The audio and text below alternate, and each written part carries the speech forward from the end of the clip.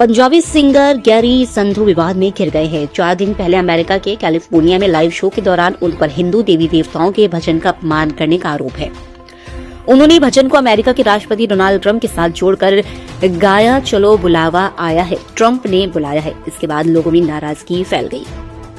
शिवसेना पंजाब के नेता भानु प्रताप ने कहा कि गैरी संधू ने भजन को ट्रंप के साथ जोड़कर हिंदुओं की धार्मिक भावनाओं को ठेस पहुंचाई है।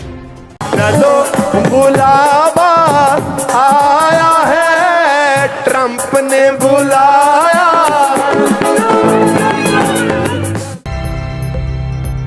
देश के उपराष्ट्रपति सीपी राधाकृष्णन शुक्रवार को पहली बार वाराणसी पहुंचे। उन्होंने नाटकोट क्षेत्र की नट्टुकोटई धर्मशाला का तोहफा काशी के लोगों को दिया। ये धर्मशाला सिगरा में बनकर तैयार हुई है। इस दौरान उन्होंने कहा, मैं 25 साल पहले काशी आया था, वो शायद साल 2000 था। तब मैं मांस खाता था। यहाँ गंगा मैया में स्नान करने का आने के बाद मन के भाव ऐसे बदले कि मैं शाकाहारी बन गया, फिर कभी मांस को हाथ नहीं लगाता। केरल के मुख्यमंत्री पिनराई विजयन ने शनिवार को विधानसभा में राज्य के अत्यधिक गरीबी से मुक्त होने की औपचारिक घोषणा की। लेफ्ट डेमोक्रेटिक फ्रंट सरकार का दावा है कि केरल ऐसा करने वाला भारत का पहला राज्य है। पिनराई सरकार ने राज्य से अत्यधिक गरीबी हटाने के लिए 2021 में अत्यधिक गरीबी उन्मूलन परियोजना शुरू की थी। इसके तहत 64,006 परिवारों की पहचान की गई थी। सरकार का दावा है कि 4 सालों के दौरान इन परिवारों को अत्यधिक गरीबी से बाहर निकाल लिया गया है। दिल्ली एनसीआर में खराब होती एयर क्वालिटी पर लगाम लगाने के लिए commission for air quality management ने शुक्रवार को बड़ा फैसला लिया है। CAQM ने दिल्ली में दूसरे राज्यों के BS3 मानक वाले पुराने डीजल टैंकों और माल ढोने वाले वाहनों की एंट्री पर रोक लगा दी है। CAQM ने नोटिस जारी कर कहा है कि सभी दूसरे राज्यों में registered light goods vehicle, medium goods vehicle और हैवी गुड्स व्हीकल जो BS6 के तहत नहीं आते, उन्हें 1 नवंबर से दिल्ली में एंट्री नहीं मिलेगी।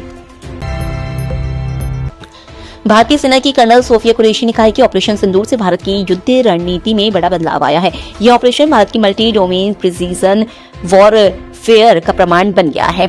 पाकिस्तान ने इस दौरान इंफॉर्मेशन वॉरफेयर भी छेड़ी थी, इसलिए युवाओं को डिजिटल साक्षरता बढ़ाने और फेक न्यूज से सावधान रहने की जरूरत है।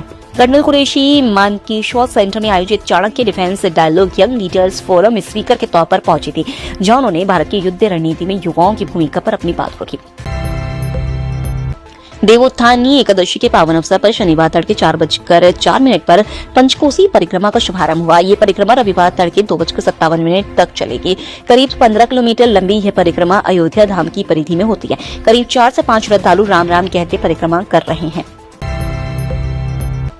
इस साल देश भर में कड़ाके की सर्दी देर से आ सकती है। भारतीय मौसम विज्ञान विभाग के महानिदेशक मृत्युंजय महापात्र ने शुक्रवार को दिल्ली में एक ऑनलाइन कॉन्फ्रेंस में कहा कि नवंबर में ज्यादातर हिस्सों में दिन का तापमान सामान्य से नीचे रह सकता है, जबकि रातें सामान्य से गर्म महसूस होंगी। मौसम विभाग ने बताया कि प्रशांत महासागर के मध्य और पूर्वी भूमध्य रेखीय हिस्से में कमजोर लानीना की स्थिति बनी हुई है।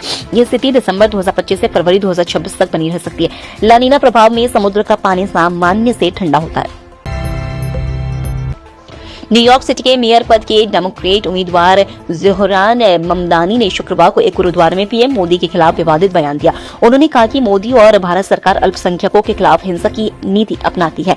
ममदानी ने कहा कि मेयर एरिक एडम्स ने शहर में रहना बेहद महंगा कर दिया है और साथ ही पीएम मोदी और भारत सरकार से नजदीकी बढ़ाई है, जो हमारी कम्युनिटी के खिलाफ हिंसा की नीति अपनाती है।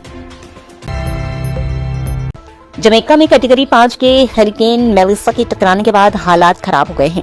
ब्लैक रिवर शहर में लोग कीचड़ और मलबे में खाने पीने का सामान खोज रहे हैं। कई लोग टूटी दुकानों और सुपरमार्केट से पानी की बोतलें और जरूरी चीजें निकाल रहे हैं। तूफान के बाद पिछले 3 दिनों से शहर में अराजकता और भूख प्यास का संकट है।